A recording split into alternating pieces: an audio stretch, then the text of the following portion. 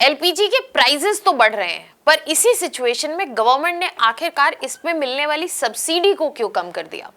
इस सिचुएशन में जो स्पेशली पुअर हाउस होल्ड्स हैं उनके लिए सिचुएशन वर्सन होती हुई दिख रही है, क्योंकि गवर्नमेंट ने अनाउंस किया है प्रधानमंत्री उज्ज्वला योजना के तहत जो इससे पहले 9 सिलेंडर्स पे सब्सिडी मिलती थी, अब वो सिर्फ 4 सिलेंडर्स पे मिलेगी।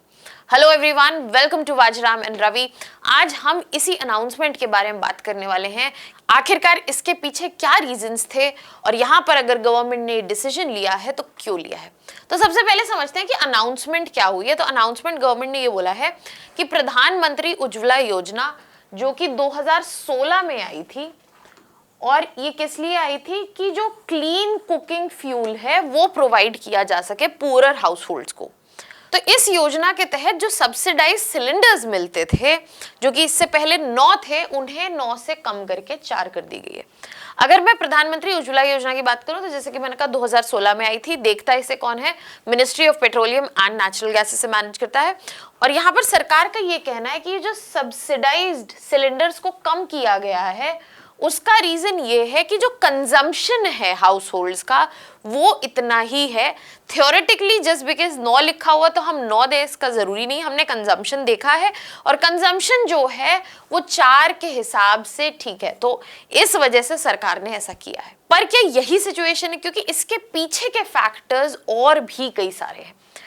वो समझने से पहले सबसे पहले हम ये समझते हैं कि प्रधानमंत्री उज्ज्वला योजना जो एलपीजी सिलेंडर्स मतलब क्लीन कुकिंग फ्यूल अवेल करवाती है पुअर हाउस होल्ड्स को, ओवर द इयर्स इसमें सब्सिडी जो है कैसे चेंज हुई है। तो सबसे पहले बात करते हैं 2016 में जब ये योजना आई थी तो यहाँ पर आपको मिल रहे थे 12 सब्सिडी सिलेंडर्स। जो सब्सिडी थी वो एग्जैक्ट फिक्स नहीं थी, वहां पे जो कैप था वो काफी बाद में डिसाइड हुआ है। इसके अलावा ये जो कनेक्शन मिलता था एलपीजी सिलेंडर का कनेक्शन, वो लगभग 1600 रुपए का होता था उस वक्त। वो फ्री कनेक्शन भी गवर्नमेंट देती थी। इसके अलावा अगर आपको याद हो तो गवर्नमेंट ने एक बहुत ही बड़ा कैंपेन चलाया था जहां पर अगर आप केपेबल हैं ऑन योर ओन तो आप अपनी सब्सिडी गिव अप कर सकते हैं, ताकि यहाँ पुअर हाउस होल्ड्स को ये सब्सिडी मिल सके। अब 2016 के बाद 2020 में जब पैंडेमिक आया तो गवर्नमेंट ने 3 सिलेंडर्स जो हैं पुअर हाउस होल्ड्स को फ्री भी दिए, और फिर 2022 में आके एक पर्टिकुलर कैप लगा दिया। कैप क्या लगाया गया कि 12 सिलेंडर्स तो आपको मिलेंगे सब्सिडाइज रेट पे, लेकिन हर सिलेंडर पर 200 रुपए की सब्सिडी मिलेगी। तो मान लीजिए सिलेंडर अगर 800 रुपए का है तो आपको 600 रुपए ही देने पड़ेंगे। अब सीधे 2023 में यहाँ पर 200 रुपए की जो सब्सिडी थी वो बढ़ा के 300 रुपए की कर दी गई, और यहाँ पर अभी भी सिलेंडर जो सब्सिडाइज मिल रहे थे वो 12 सिलेंडर ही थे। लेकिन 2025 में पहली बार सिलेंडर्स का नंबर कम किया गया और इसे घटाकर 9 कर दिया गया, और अब 2026 जून में इसे कम करके फिर से 4 सिलेंडर कर दिया गया है। तो अगर हम करंट प्राइस देखें तो करंट प्राइस क्या पड़ेगा दिल्ली में? अगर एलपीजी सिलेंडर का प्राइस देखें 942, ब्लैक में तो ये प्राइसेस बहुत वेरी कर रहे हैं, चौगुना है। बट इसमें सब्सिडी जो है 300 रुपए तक की है। बट कितने सिलेंडर्स के लिए है?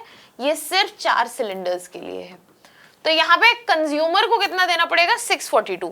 और सरकार का ये कहना है, जैसे कि मैंने मेंशन किया, कि हम उतनी ही सब्सिडी देंगे जितनी रिक्वायरमेंट है, जितनी कंजम्पशन है। जस्ट बिकॉज थ्योरेटिकली मेंशन्ड है तो हम सिर्फ वो नंबर कंटिन्यू नहीं करना चाहते। बट विजिबली जो इस वक्त गिवन सिचुएशंस है, ये देख के लग रहा है कि सिर्फ ये रीजन नहीं है जिसकी वजह से सरकार ने सब्सिडी घटाई है। यहाँ पे और भी बड़े रीजंस हैं, जैसे कि एक बड़ा एनर्जी क्राइसिस जो फरवरी 2026 से हम देख रहे हैं। इसका एक डायरेक्ट अंडरस्टैंडिंग हमें किस चीज से मिल रहा है? अगर हम इंटरनेशनल लेवल पे एलपीजी प्राइसेस देखें तो कैसे हमें पता चलता है? उनका होलसेल प्राइस टैग है सऊदी कॉन्ट्रैक्ट प्राइस। ये सिंप्लीफाइड वर्जन में बता रही हूँ मैं कि इस सऊदी कॉन्ट्रैक्ट प्राइस को आप कैसे समझेंगे कि वो बेंचमार्क रेट है जिसपे बाइंग एंड सेलिंग होती है एलपीजी की। अब इंटरनेशनली अगर ये प्राइस है तो फरवरी 2026 से हमने सऊदी सीपी में कितनी परसेंट की इंक्रीज देखी है? 46% की। अब ये क्यों हो रहा है? ये सबसे पहला बड़ा रीजन, अगर आप वेस्ट एशियन कॉन्फ्लिक्ट देखें जो कि सबसे बड़े एलपीजी, एलएनजी और क्रूड ऑयल सप्लायर्स हैं, वो एक बहुत बड़े क्राइसिस में स्टक हैं जिसको हम ईरान वॉर के नाम से भी जान रहे हैं। उसके अलावा एक एडेड फैक्टर, मेन आउटलेट और इनलेट जो है स्ट्रेट ऑफ हर्मज वो ब्लॉक्ड है, और इसके वजह से सप्लाई चेन्स डिसरप्टेड है। तो ये जो 46% इंक्रीज आपको दिख रहा है प्राइस में, वो इस वजह से कि डिमांड एग्जिस्टिंग है, सप्लाई डिप हो चुकी है फॉर मल्टीपल रीजंस और यहाँ पे प्राइस बढ़ गए। तो अब ये प्राइस जो है बढ़ा हुआ गवर्नमेंट को तो पे करना है, government has to bear the subsidy. Now the prices have increased, the burden on the government to import more is increased. So if government wants to deter people and ensure energy security, तो उन्हें ऐसे कदम उठाने पड़ेंगे। इसमें यहाँ पे एक और फैक्टर जो है हमें देखना पड़ेगा, वो ये है कि यहाँ पर एलपीजी आपूर्ति जो है उसके लिए 60% इंडिया जो है इंपोर्ट करता है। इसको अगर हम कहीं से भी कम करना चाह रहे हैं तो हमें इंश्योर करना पड़ेगा कि कंजम्पशन जो है उसे रिड्यूस किया जाए। एक और बड़ा फैक्टर जो गवर्नमेंट के एंड से हमें देखने को मिल रहा है, क्योंकि गवर्नमेंट के लिए यहाँ पे तो अमाउंट कैप्ड है, गवर्नमेंट को 300 रुपए से ज्यादा नहीं देना है, बट 9 सिलेंडर के लिए देना है और 4 सिलेंडर के लिए देना है। उसके वजह से फिस्कल रिस्पॉन्सिबिलिटी जो है, फिस्कल बर्डन जो है वो काफी हद तक कम हो जाता है।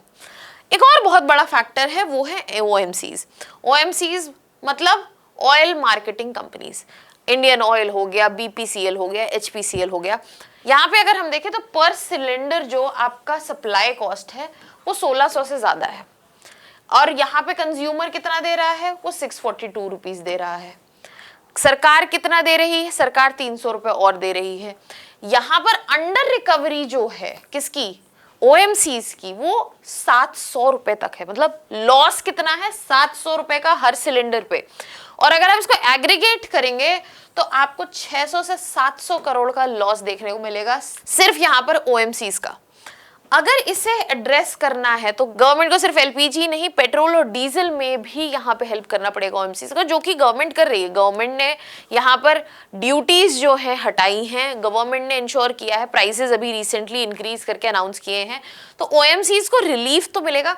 This is another point of relief. Government यहाँ पे डिमांड कर्ब करने की कोशिश कर रही है और यहाँ पर इंश्योर करना चाहती है कि ओएमसीज को भी थोड़ा सा रिलीफ मिले, साथ ही साथ गवर्नमेंट को भी फिस्कल बर्डन में रिलीफ मिले।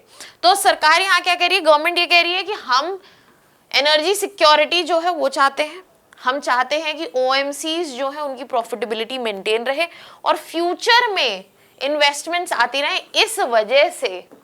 इस वजह से हमें ये भी देखना पड़ेगा कि ओएमसीज कॉन्स्टेंटली लॉसेस में ना रहे।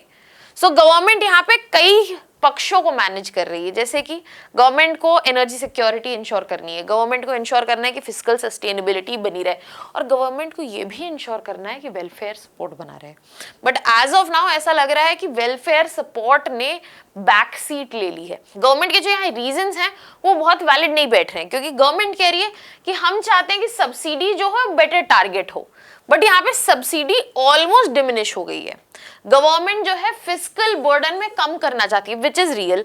इसके अलावा गवर्नमेंट कह रही है कि हम कंजम्पशन के हिसाब से देंगे, but 4 cylinders for a year, that means 1 cylinder should be functional for 3 months। इसका मतलब ये है कि एक परिवार में अगर 2 लोग भी हैं, छोटा से छोटा परिवार है, तो उसका सिलेंडर 3 महीने चलना चाहिए, जो कि नंबर्स यहाँ मैच नहीं कर रहे हैं। बट अगर हम इसके कॉन्स की तरफ देखें कि यहाँ पे कंसर्न्स क्या आ रहे हैं, वो ज्यादा वैलिड लग रहे हैं, क्योंकि एलपीजी अब अफोर्डेबल नहीं रहेगा कई पुअरर हाउस होल्ड्स के लिए।